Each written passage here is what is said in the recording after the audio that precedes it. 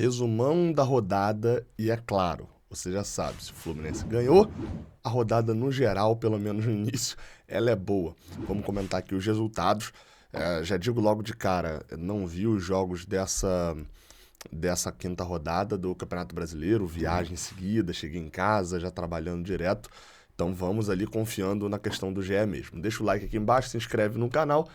Vamos começar com Santos 3, Bahia 0, até por isso vai ser curta também essa análise, né? Esse resumão da rodada. O Santos atropelou o Bahia na Vila Belmiro, 2 gols logo bem no início. O David fez o gol, acho que com 2 minutos, se eu não me engano, e depois o Steve Mendonça e o Ângelo fizeram os gols da partida. Tricolor teve muita dificuldade em campo, não esboçou reação. Eu olho a escalação aqui dos times, de novo com 3 zagueiros, o Bahia, né? Entrou com 3 zagueiros, David Duarte, Canu e Vitor Hugo. Iago Felipe ficou no banco. Biel no ataque titular com Arthur Salles. E já o Santos, Jodair Helman, desencanta. E eu vou me abster até de comentar muito dessa partida. Foi 3-0, Steve Mendonça voltando a jogar bem, mas é impressionante como o Jodair Helman está copiando o seu desempenho no Fluminense. Em 2020, o Jodair Helman também chegou, cadê o Santos aqui? Ó? Também estava na quinta rodada com 5 jogos, né? 2 vitórias, um empate e 2 derrotas. E exatamente igual, empatando com um candidato ao título em casa. Enfim, muito engraçado isso quando você compara os dois. Red Bull Bragantino e América Mineiro. Jogo com 2 pênaltis para o América Mineiro, né? Empatam com 2 gols de Elinho e Aloísio. O América abriu o placar cedo com o Aloísio de pênalti. Depois o Elinho virou o jogo ainda no primeiro tempo e o Aloísio fez outro de pênalti na reta final. Na cobrança, Aloísio marcou, do pênalti, né? Viu uma falta de Bruninho na área, o Bragantino empatou com o Elinho em cobrança de falta. Ainda na etapa inicial, o Massa Bruta virou novamente com o Elinho, o camisa 11 recebeu o passe de Aderlan, assistência da Aderlan, né? Cortou a marcação na área e mandou para as redes. No segundo tempo, o árbitro marcou pênalti após bater no braço de Jadson. A Luiz bateu e fez o segundo dele. O América pontuou, até vi uma notícia de que o América descartou demitir o Wagner Mancini, né? Por maus resultados. Lembrando, o América tem 1 empate e 4 derrotas, a pior defesa da Série A. Mas, como eu falei, vem tendo mais bola do que ponto. E o Red Bull Bragantino vai para 15º, porque de fato esse tem mais ponto do que bola. Desses 3 empates aqui, esse, por exemplo, ele perdeu no finalzinho o empate, mas não vejo o Red Bull Bragantino nesse momento aqui mesmo, de 13º para baixo. Inter e Atlético Paranaense, o Internacional simplesmente tomou um gol de William Bigode no último minuto, né? Isso pelo menos eu vi em confronto direto. Confronto direto por quê, assim, né? Beleza, estavam numa posição, estavam 7, 6 pontos, mas pô, muito cedo para poder meter esse confronto direto, assim, né? Atlético vence e passa o Inter. Furacão decide com 2 golaços no segundo tempo e quebra a invencibilidade de 10 meses que o Inter não perdia no Beira-Rio. Cacete, quem fez o primeiro gol? Christian, o volante que entrou no lugar do Hugo Moura. Em confronto direto, o Atlético venceu o Inter na noite dessa Beira-Rio, pulou para a 4ª colocação, o Colorado perdeu a invencibilidade de 27 partidas em casa e caiu 3 posições. Qual foi o público dessa partida? Internacional 0-2 Atlético. Público, eu chutaria que não chegou a 20 mil. Vamos ver se a gente acha aqui o público. No Beira-Rio, deve ter aqui nessa matéria aqui, né? Aqui, ó. Deixa eu ver. Público, deixa eu botar aqui. Pagantes. Não, então não tem público aqui. 13 mil pessoas, meu Deus. Eu falo, os públicos do Inter no Beira-Rio normalmente são muito fracos, né, no geral. Só que acabam viralizando outros. Enfim, perdeu o time do Mano Menezes, o Internacional estacionou nos 7 pontos.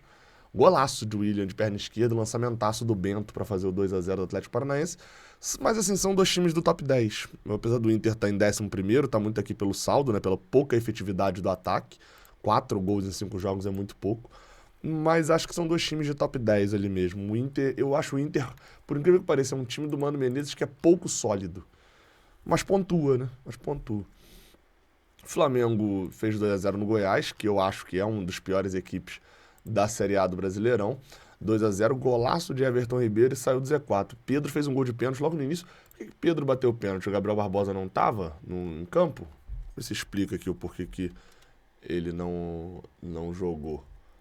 Não fala nada aqui nem de Gabigol, nem de Gabriel Barbosa, nem nada, não. Gabi, nada disso não. Ele não jogou, né? Flamengo venceu o Goiás por 2-0. Pedro e Everton Ribeiro encerrou uma sequência de 3 derrotas que fez a equipe despencar na tabela do Brasileirão. Flamengo ganhou do Goiás, que tomou 5, né, do Palmeiras no último final de semana.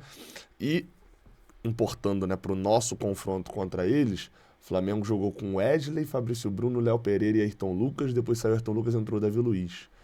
Mas jogou com Pulgar como titular de novo. O São Paulo botou. O São Paulo tá mexendo muito o time deles. Vitor Hugo. Essa dupla de volantes diferente do que a gente vem vendo, né? Com Everton Ribeiro titular, Arrascaeta, Everton Cebolinha e Pedro. Pedro que fez o gol de pênalti, né? Com uns 5, 6 minutos de jogo. Mas teve uma lesão que vai deixar ele de fora por cerca de 10 a 15 dias. Ou seja, ele não joga contra a gente o jogo de ida da Copa do Brasil. Ao fechar o placar no segundo tempo, o Everton Ribeiro fez a festa, garantiu a subida provisória do time. O time perdeu o Morelli, que fala do Goiás. Acho que hoje a nossa pauta é mais Flamengo do que Goiás, né? Bruno Henrique tá voltando a jogar e até agora o que eu vi do Bruno Henrique foi muito desesperador para a torcida do Flamengo. O Flamengo voltou a ganhar, 2 vitórias, 3 derrotas, 12º na tabela, pegou um Goiás que tem 3 pontos porque venceu um jogo. Contra quem o Goiás venceu? Foi um jogo muito injusto, eu lembro disso, segunda rodada. 3-1 contra o Corinthians. Não foi injusto, não. Foi cagada, assim mesmo, de pegar o Corinthians mais destruído dos últimos anos. Inclusive, não, Corinthians ainda não. A gente vai falar agora de Cuiabá e Atlético Mineiro. Eu vim elogiando o Cuiabá. Falei, não, Cuiabá ganhou o América Mineiro. Mas aí foi uma virada no último minuto, né? Mas o Cuiabá contra o Grêmio pressionou, tava pronto ali e tal, tomou o segundo gol.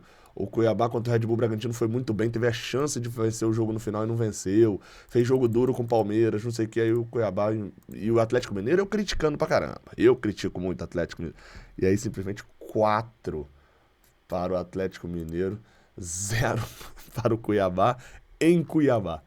Em Cuiabá. Hulk meteu 2, né? Guardou 2. Não, Hulk fez 1. Pavon, Paulinho e Johan foram os que fizeram os gols. O primeiro gol foi do Johan. Eu tava lá em BH no jogo do Cruzeiro e o Galo enfiando 4 no Cuiabá. Eu falei que eu tava lá em Cuiabá? Não, eu tava lá no Mineirão, na casa do Atlético Mineiro. Cuiabá que é o nosso próximo adversário, né? Tomou 4 do Atlético Mineiro. Depois, você não vou ter como ver esse jogo inteiro, né? Mas tentar entender um pouquinho o que aconteceu. Matheus Alexandre, Marlon Imperiur, PK, Felipe Augusto e Ronald, Denilson, Jonathan Cafu, Pita e o Wellington Silva, sim, aquele. E o Ivo Vieira caiu, né? O treinador do Cuiabá não resistiu a goleada, né? E aí aquela história, né? O Cuiabá demite Ivo Vieira após goleada no Atlético Mineiro. É aquela história. O Dourado será comandado pelo Luiz Fernando Jubel até um novo treinador. Então eles vêm com um novo treinador, né? Vem com um assistente aqui para jogar contra no Rio de Janeiro. Aí você olha aqui, o Ivo Vieira, pelo Cuiabá em 2023, 24 jogos, 16 vitórias. Você fala, pô, Gabriel, tá, né? Mas aí é óbvio. O Cuiabá, Mato Grossense, ele domina. Beleza. No Brasileirão, ele tem uma vitória, um empate, 3 derrotas, tem 4 pontos. Tá aqui, ó. Tá na zona de rebaixamento? Tá, mas tá com uma pontuação igual a do Corinthians. Como eu falei, tem mais bola do que necessariamente tem de ponto e tal. Enfim, 4-0 é chato dentro de casa, mas, assim, ele tem a grande decepção, a eliminação na Copa do Brasil, né? Logo na primeira rodada, para o Remo. Não, o Remo tirou outro time. De cabeça eu não vou lembrar nem a pau agora essa eliminação na Copa do Brasil. Foi para o São Raimundo do Roraima. Um jogo maluco, 4-3. Então, assim, é time sem projeto, né? Querendo ou não, é time sem projeto. Faz o que quer. Perdeu e espero que perca o próximo jogo também. O Palmeiras enfiou 4 no Grêmio. E aí é onde você vê a diferença do Campeonato Brasileiro, né? Eu não vi o jogo também, foi no mesmo horário do Fluminense. Rafael Veiga abriu o placar, o Bitelo empatou, né? E depois o Palmeiras deslanchou com os gols de Luan, Mike e outro do Rafael Veiga, que tá jogando pra cacete. O Palmeiras jogando com sua escalação ali praticamente definida mesmo, né? O Everton, Mike, Luan, Gustavo Gomes, Piquerez, Zé Rafael, Gabriel Menino, Rafael Veiga, Arthur, Rony e Dudu O Abel Ferreira jogando no seu esquema, meteu 4 em cima do Grêmio. Aí onde a gente vai ver, cara, é uma pena que esse Fluminense e Palmeiras seja só na 18ª rodada, porque eu acho que vai ser talvez o que vai ter o tirateima. Porque assim, o Palmeiras, ele parece estar superior ao Fluminense, ele parece ser superior ao Fluminense. Mas assim, eu queria muito ver um Palmeiras e Fluminense nesse momento. O Grêmio também mostra. Acho que eu falei um pouco sobre o Grêmio aqui também, né? Eu vi 2 jogos do Grêmio até agora no Brasileirão e não vi nada demais pra ele estar acima de 10º. Não vi nada de zona de rebaixamento, mas realmente eu não vi nada demais. Assim, ele não vai estar na mesma pontuação que o Santos, por exemplo. Mas é aquilo que o Odair Hellmann faz com seus times, né? Dá mais ponto do que bola. E o Renato Gaúcho vai ficando no marasmo aqui no Campeonato Brasileiro mesmo. Fluminense 2, Cruzeiro 0, vitória merecida do Fluminense, vitória fora de casa, importante para quem tinha feito 1 ponto nos últimos 6. E o Cruzeiro mostrou por que eu acho que briga até com o Grêmio. O Cruzeiro, cadê? O Cruzeiro tem 9 pontos, está no G4 ainda. Termina a rodada no G4. Mas para mim, é óbvio, né? A sequência inicial e tal, mas o Cruzeiro, as 2 derrotas que teve, foi jogando até, assim, perdeu pro Fluminense jogando pior, mas contra o Corinthians perdendo até jogando melhor. Acho que o Cruzeiro tá no hall daqueles times que fica na marola e se sobrar uma vaga na Libertadores, se muita gente demole, ele pinga na Liberta até.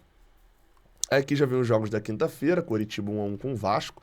Coritiba abriu o placar no primeiro tempo ainda, né, com o Eric, com o Zé Roberto. Nos acréscimos, né, do primeiro tempo, o Coxa abriu o placar lá no Couto Pereira. E o Vasco, no segundo tempo, jogou bem melhor, até pelo que eu tava acompanhando. Como eu falei, não vi o jogo, né? Mas pelo que eu tava acompanhando, o Vasco foi bem superior, assim, conseguiu pressionar e tal. Barbieri tirou um dos volantes, se eu não me engano, deixa eu ver aqui, se eu conferir isso. Exatamente, tirou o Andrei Santos, muito criticado o Andrei Santos. Estão falando já de, tipo, graças a Deus, some, volta pro Chelsea, etc. Tirou o Rodrigo e o Andrei Santos para botar o time um pouco mais avançado. E o Eric Marcos conseguiu empatar, acho 35 por aí, 30, tá, melhor momento aqui com 33 e não saiu empate ainda. Conseguiu chegar a empate o time do Maurício Barbieri. Cara, o Vasco empatou fora de casa com o Coritiba, denota um pouco do que é o Campeonato do Vasco, assim. É o Campeonato do Red Bull Bragantino, e isso tá show pro Vasco, tá? Eu acho o time do Vasco, vou repetir o que eu falei, eu acho o time do Vasco bom, acho um time interessante. Mas as peças de reposição, quem entrou hoje no Vasco? Cadê? Coritiba e Vasco. Entrou Galarza, que eu acho até ok, achava, mas né, pelo visto tá mal. Figueiredo, Orediano, esse maluco que os vascaínos adoram, mas até hoje não fez nada, é o Michel Araújo deles, o Fernando Pacheco deles. O Eric Marcos fez gol, não conhece direito, e entrou o Barros, volante. Isso aqui já depois que já tinha feito o empate, ele tirou um centroavante, botou um volante, estava satisfeito com o empate. O campeonato do Vasco é se manter fora do Z4 o maior tempo possível e achar uma brecha. E essa brecha não foi achada ainda, tirando aquela vitória contra o Atlético Mineiro. Já quem está aproveitando todas as brechas é o Botafogo, né? Líder do Campeonato Brasileiro, pegou o Corinthians do Luxemburgo e, meu amigo, detonou. São 5 vitórias em 5 jogos. O torcedor mais pessimista do Botafogo, 3-0, né? Tiquinho Soares fez o primeiro, fez o segundo, depois o Eduardo transformou numa goleada, o 3-0, pra você a goleada, comenta aqui embaixo. E aí, assim, o torcedor mais pessimista do Botafogo vai virar e vai falar bem assim, 15 pontos. A gente já garantiu que a gente não é mais rebaixado. O torcedor mais otimista do Botafogo vai falar, só um time fez 15 pontos nos 5 primeiros jogos, desde que o Campeonato Brasileiro é para os pontos corridos. E aí o pessimista vai virar e vai falar, foi o São Paulo em 2011, ele não foi campeão. Mas, enfim, cara, o Botafogo, público baixo em termos, né? Assim, estão reclamando de ingresso lá, de preço de ingresso. 22 mil pessoas, é um público ok pro Engenhão, mas baixo pela sequência, né, do clube. E, cara, assim, o Botafogo jogou já de várias maneiras diferentes. Não vi este jogo. Tiquinho Soares é o artilheiro, tá? Artilheiro do Brasileirão. Assim, olho com outros olhos pro Botafogo depois de um estadual frágil e por muitas vezes, assim, claudicante, assim, perdia jogo bobo, como foi o jogo da classificação. Desde o ano passado tinha esse problema com o Luiz Castro e agora aproveitou, obviamente. Aí você vai falar, pô, a sequência do Botafogo foi boa. Claro que foi. Pegou um Corinthians com início de trabalho conturbadíssimo de Luxemburgo, não é à toa que tá em 16º. jogou quase todos os jogos em casa, né, no mês.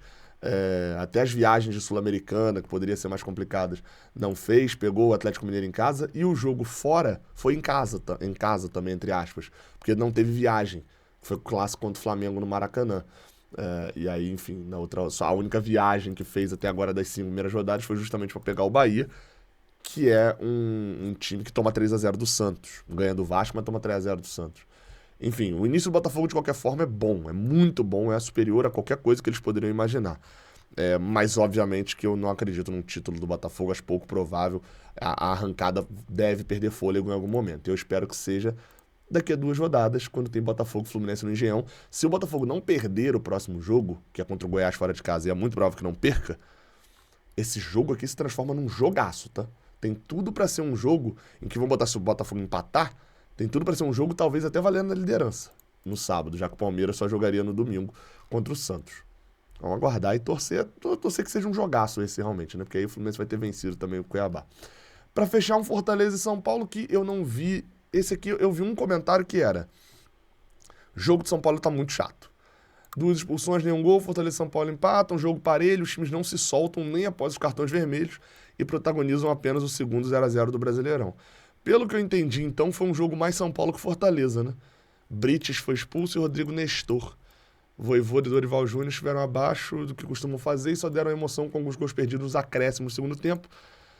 Enfim, o Fortaleza segue sem levar gol, sem perder jogo, né? É um dos 3 invictos, Botafogo, Palmeiras e Fortaleza. 2 vitórias e 3 empates. Não jogou dentro da sua característica, mas se mantém no G6, enquanto São Paulo também fica próximo ali da parte de cima da tabela. A tabela termina essa rodada com o Botafogo em primeiro com 15, Palmeiras em segundo com 13, Fluminense volta ao G4 em terceiro com 10 pontos.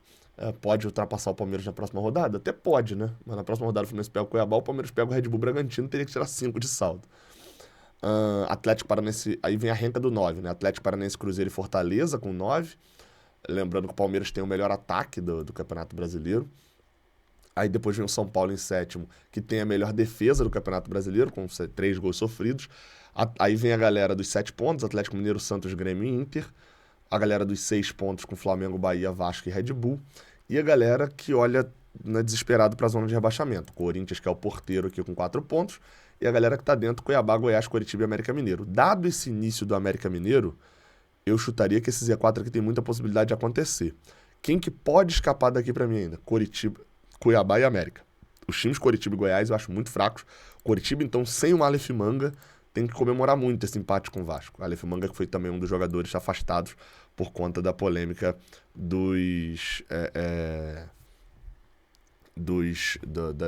casas de aposta, né? Das apostas e manipulação de resultados. É isso então. Resumão da rodada. Tamo junto. Até a próxima. Valeu.